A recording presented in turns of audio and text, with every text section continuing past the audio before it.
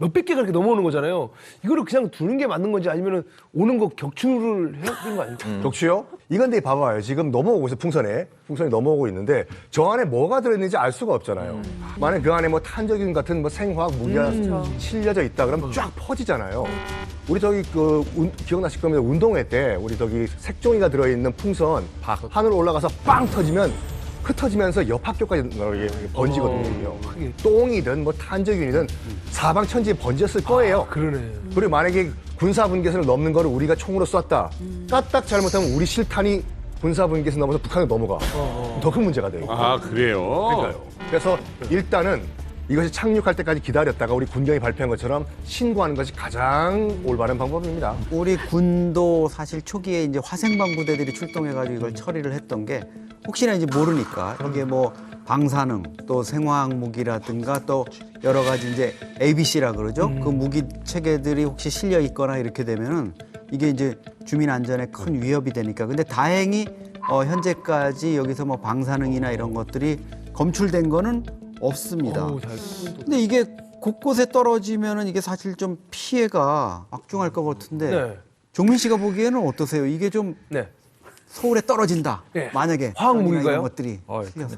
이거는 피해가 어마어마할 것 같은데요? 화학무기 만약에 그런 게 떨어진다면? 네, 만약에 북한이 문제가 아닙니까? 거기다 대고 아파트가 이렇게 많은데 사실은 북한이 가지고 있는 가장 13가지 종류의 화학무기 중에서 가장 그 치명적인 탄저균 같은 경우에는 미 연구소에서 이제 검사한 데 따르면 한 13kg 정도의 탄저균을 실어서 날리면 서울 시민의 한 절반 정도가 사망할 수 있어요. 네? 13. 이 정도로 이제 탄저균이 뭐 몇 밀리그램으로도 저게 가능하니까. 너무 끔찍한 얘기잖아. 뭐 좀 그리고 핵실험 이런 거 많이 했던 곳이니까 거기서 나온 장갑, 옷 이런 거 보내도 그것이 위험하죠. 그것도 불쾌한 얘기고. 우리가 이제 패닉에 빠질 수가 있죠. 그 정도만 가지고.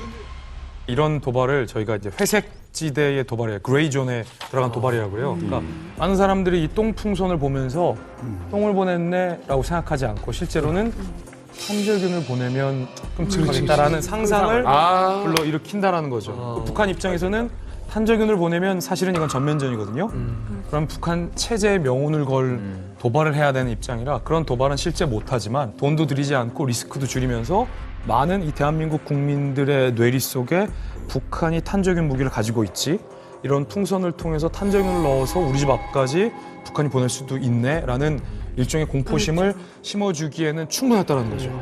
그런데 여기서 우리가 주목해야 될 게 있습니다. 중요한 것은 이 안에 담겨져 있는 내용물도 중요합니다만 북한이 살포한 오물풍선이요. 종로구에 있는 우리 정부 청사 앞에 떨어졌어요. 게다가 여기서 약 50m 정도 떨어진 외교부 청사 옥상 그리고 주한 일본 대사관 옥상에서도 살포시 안착된 것이 이제 확인이 됐습니다. 그리고 또 이만갑 사회자 집 앞에도 배달이 됐어요. 그거 배달해 야, 두 거예요? 이게 번이나. 과연 우연이냐는 거예요. 방송국 주차장에도 떨어졌어요. 그러니까 이게 과연 우연일까요? 알고 지금 북에서 날아온 풍선이 몇 개라고 그랬죠? 1000개가 넘죠.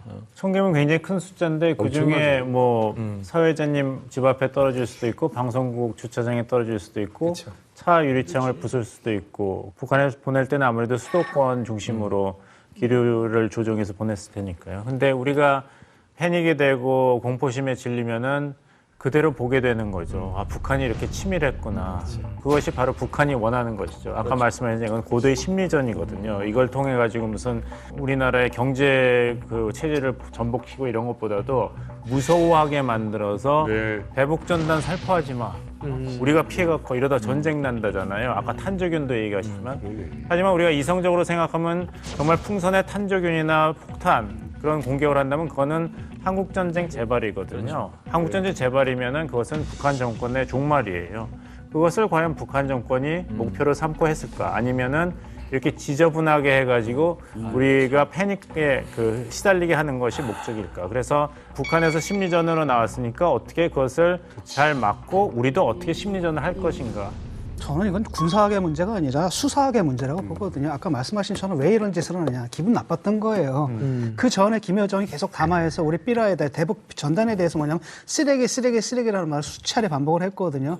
노즐한 족짐을 살포 너름의 앞장에선 짐승보다 못한 추악한 쓰레기들의 배후에서 우리는 그 쓰레기들이 유포시켜 놓은 비루수를 깨끗이 박멸하였습니다. 드디어 자기들도 진짜 쓰레기를 보낸다라고 하는, 그러니까 그래서 굉장히 화가 났다는 걸 표현하는 이런 거지. 오히려 심리전으로 만드는 건 우리들의 대응 태도인 것 같아요. 사실 풍선에다 뭐 달아가지고 군사적 공격을 한다는 건 있을 수가 없는 일이고 2차 대전 때 일본이 풍선 달아가지고 미국 폭격했던 일이 있거든요. 절대 성공하지 못했고 또 하나는 풍선은 제어가 안 되거든요. 타이머가 달리고 뭐 했다 하더라도 공해상 빠져나가기 전에 터뜨리는 그 정도지.